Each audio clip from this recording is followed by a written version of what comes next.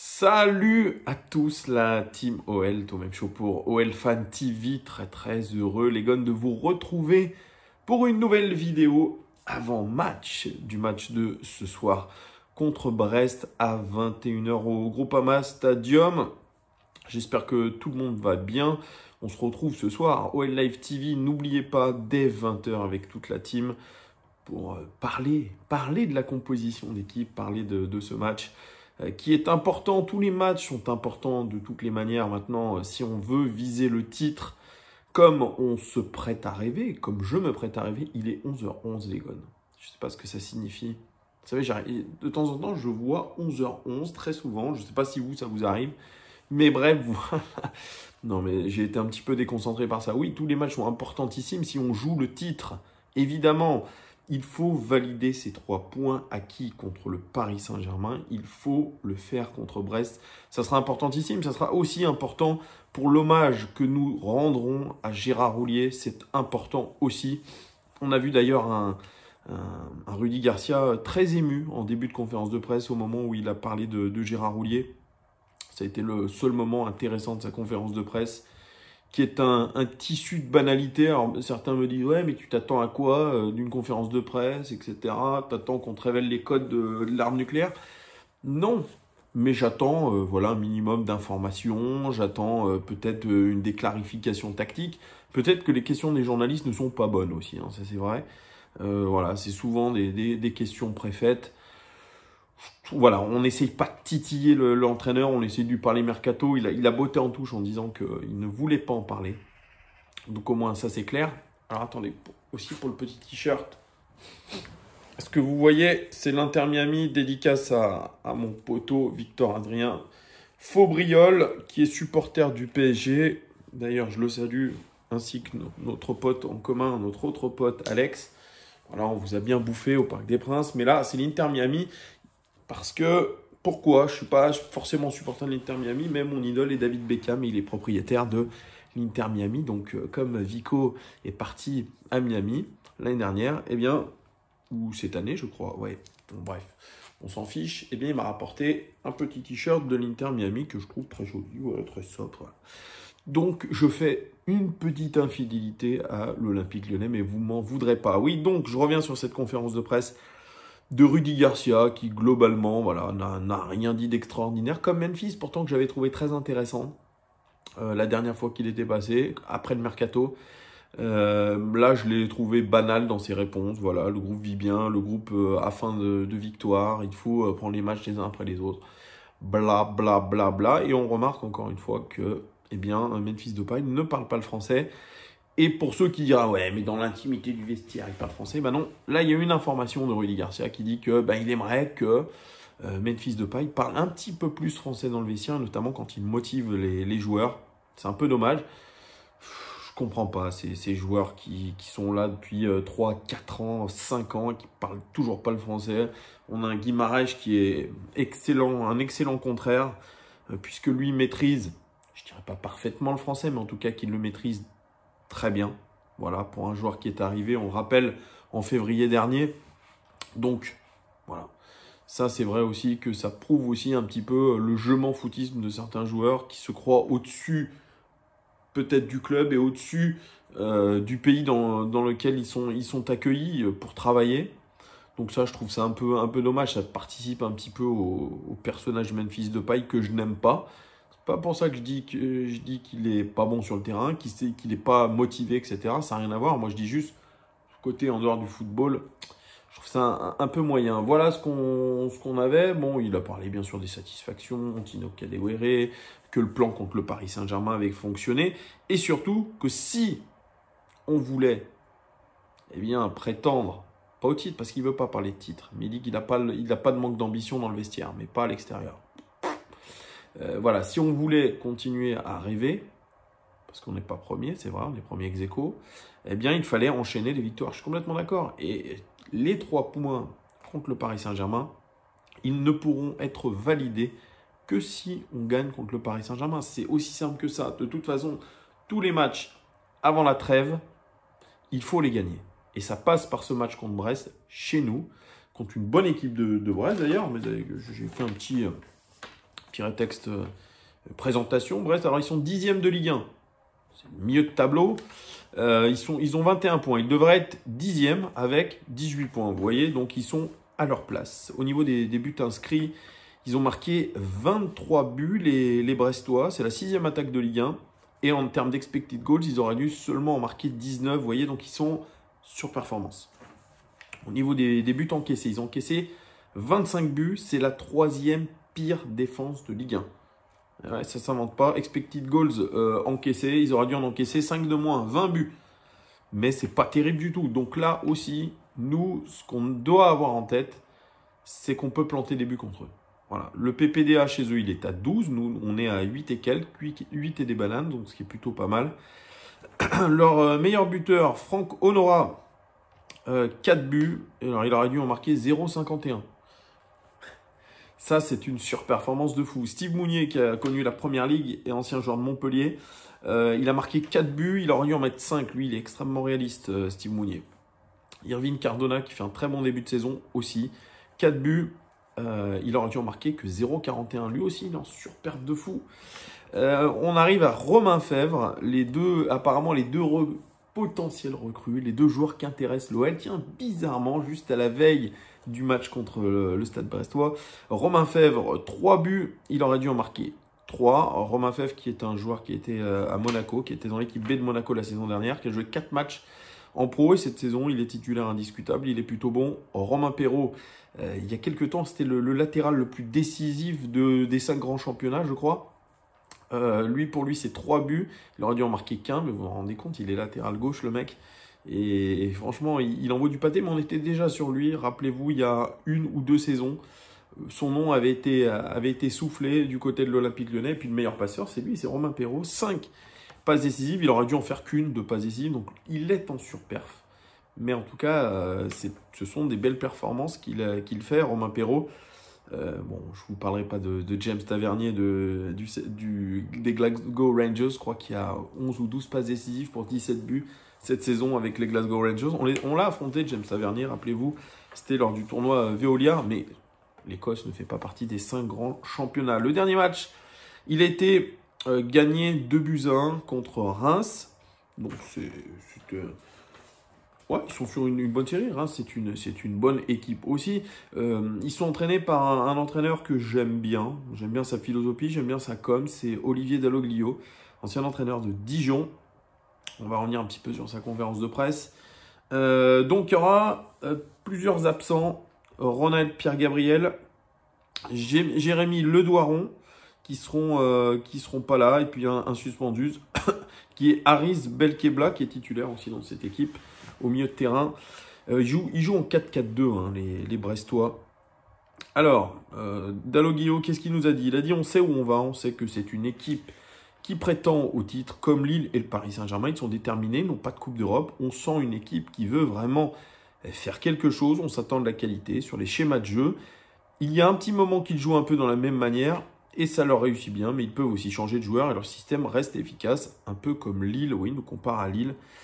Il dit, je compte beaucoup sur les garçons qui vont rentrer. Ces derniers temps, c'était la même équipe qui débutait. J'ai dit au groupe que tôt ou tard, il y aurait des changements pour X raisons, blessures, suspension, enchaînement de matchs, et qu'il faut être prêt, mais ce n'est pas coup près. Je suis conscient que l'on va jouer Lyon, l'une des meilleures équipes en France actuellement, que ça va être très difficile, qu'on sera peut-être en difficulté. J'en prendrai compte aussi. Vous voyez, donc, il n'en fait pas une priorité, Lyon. Ça, c'est bon pour nous, mais attention à l'excès de confiance. C'est ce que disait aussi Rudy Garcia. On croit qu'on a juste besoin de mettre le maillot de l'Olympique Lyonnais pour gagner ce match. Non, non, non. Effectivement, on en a eu des matchs pièges comme ça. Mais tous ces matchs contre le milieu de tableau, etc., 10 petits matchs, il faut un surcroît de motivation. Et cette saison, on a l'impression qu'on l'a. Ils disent ce qui est intéressant, c'est d'avoir des joueurs polyvalents. Pour Christophe Herrel, par exemple, même s'il a joué arrière droit à la fin de saison dernière, ce n'était pas simple de rentrer en cours de match, alors que cela faisait un petit moment qu'il n'avait pas joué, et pas spécialement au poste qui lui était destiné. Mais bien, il a bien répondu présent, c'est un bon exemple. Gaëtan Charbonnier, c'est très bien qu'en ce moment l'équipe tourne, qu'une saison est faite de cycles, des fois on joue un peu moins, et c'est aussi qu'il va rejouer. Il a un profil un peu atypique qui nous permet surtout de l'utiliser quand il joue haut et dans l'axe. On l'a vu sur le deuxième but contre Reims, car il a cette précision technique, une saison n'est pas linéaire. peu le même souci pour tous les coachs. Gérer un groupe, surtout quand vous jouez un match par semaine, comme l'Olympique Lyonnais, vous avez 5 changements. Il faut faire comprendre à ceux qui ne jouent pas qu'ils sont importants pour le groupe. Et c'est ce que s'est efforcé de faire Rudy Garcia depuis le début de la saison. Il l'a plutôt bien fait. Et il a raison, Olivier Dalloglio, joue dans un système en ce moment qui ne change pas. Seuls les hommes changent et on a l'impression que les hommes peuvent rentrer dans ce système parce qu'ils le connaissent par cœur. Et je ne vois pas aujourd'hui un Rudy Garcia changer de système de jeu. Il a trouvé la bonne formule. Les joueurs ont l'air d'adhérer à ce système de jeu. Alors hier, je regardais d'ailleurs, je l'ai retweeté. C'est un poste tactique, un peu une analyse technique de l'Olympique Lyonnais, ce 4-3-3. Et il montrait qu'il y avait des failles et que l'OL, finalement, surperformait en ce moment au niveau tactique parce que les adversaires en face ne profitaient pas de nos largesses. C'est vrai que contre le Paris Saint-Germain, on a vu un bloc équipe qui n'était pas très compact, beaucoup d'espace entre les lignes. On veut protéger l'axe, ce qui fait qu'on laisse beaucoup d'espace sur nos côtés.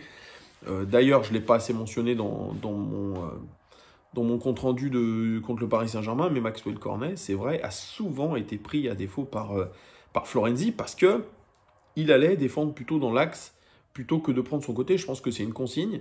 Mais attention, des équipes qui savent là où il faut faire mal à l'Olympique Lyonnais, c'est-à-dire attaquer les côtés, et qui savent très bien centrer, moi je pense à Romain Perraud notamment, ça peut faire très mal. Donc, l'OL doit régler absolument ces petits détails, mais au très haut niveau, c'est ça qui nous permettra aussi de peut-être être champion, c'est de régler ces moindres détails. Et je ne sais pas si le coach en a conscience, en tout cas j'espère, parce que ce travail, allez le voir, hein, franchement c'est sur mon Twitter, je l'ai retweeté hier, c'était franchement énorme. Et il a raison, c'est vrai, on doit se méfier absolument de ces petits détails. Ces petits détails, à un moment donné, pour l'instant ça tourne bien, mais à un moment donné, s'il y a un petit relâchement, eh bien on va prendre cher. Et dans cette saison-là, bien sûr, elle est encore longue, on est quasiment à la mi-parcours. Elle est longue cette saison, mais on aura besoin d'être performant au maximum. J'enfonce une porte ouverte, mais c'est la vérité. Il faudra être au top quasiment tout le temps. On a un match par semaine. Alors bien sûr, là, on n'en a pas un par semaine, on en a 2. Parce que bon, le calendrier s'accélère toujours un petit peu à la période des fêtes. On n'est pas en première ligue où on joue lors du Boxing Day, on joue pendant les fêtes et c'est extrêmement exigeant physiquement. Donc là, à l'Olympique Lyonnais, de rester concentré, de faire ce qu'il faut et au coach aussi à régler ces petits détails. Sur les joueurs, que doit faire Rudy Garcia? Est-ce qu'il doit garder les mêmes joueurs? On sait que Thiago Mendes est suspendu 3 matchs. Donc Guimarães probablement va rentrer dans cette équipe. Est-ce qu'il faut faire tourner? C'était la question vraiment que beaucoup se posaient aujourd'hui, notamment ceux de OL Live TV et Joe Menet en priorité, qui a fait sa composition d'équipe. Ce matin, je voyais qu'il mettait Kadewere sur le banc. Je tombe des nues. Moi, je ne pense pas que Kadewere soit sur le banc.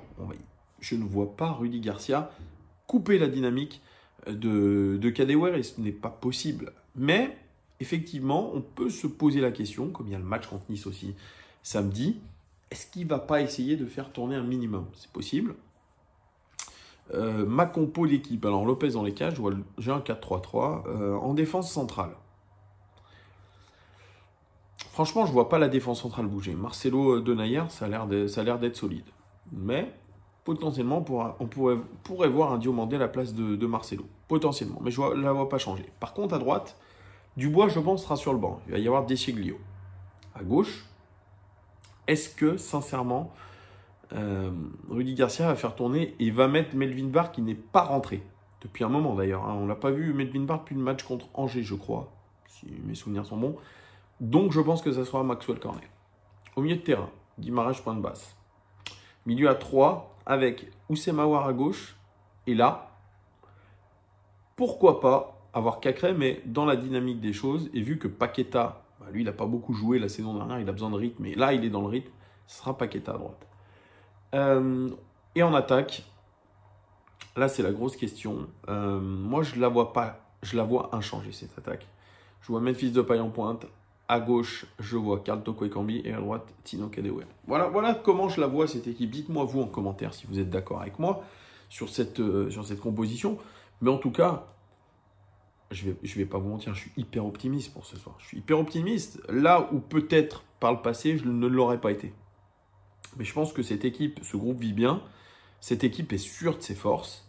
Et que pour l'instant, ça nous réussit bien. On a retrouvé de l'efficacité.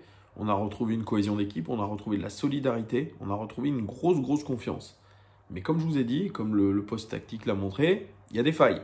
Si une équipe trouve le moyen d'aller dans nos failles, là, ça va être plus dur. Moi, j'aimerais voir peut-être un Olympique Lyonnais mener au score, voir comment on va réagir. Ça, pour l'instant, on ne l'a pas trop vu. Enfin, en tout cas, on ne l'a pas vu depuis quelques semaines. Donc je pense pas que la saison va se dérouler comme un long fleuve tranquillou, on va aller chercher le titre pépère, non, pas du tout. Je pense qu'on aura quand même des moments un peu difficiles, mais en tout cas, avant cette trêve hivernale, cette trêve des fêtes, il va falloir faire le max de points et ça passe par ce match contre Brest, il faut absolument le gagner. Oui, j'ai honte. J'ai honte parce que mon iPad a une protection verte.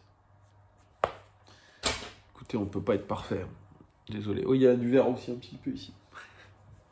Ma casquette, elle a un petit peu de vert aussi.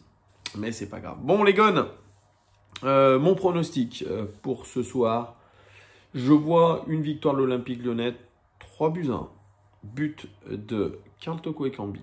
But de Tino Kadewere et but de Dembélé. Pas de clean sheet. Ça aussi, c'est intéressant. Contre le PSG, une clean sheet. Ça aussi, c'est intéressant. Voilà, les gars, on se retrouve normalement, si tout va bien, si je vais un peu mieux. Là, je vais faire un test PCR.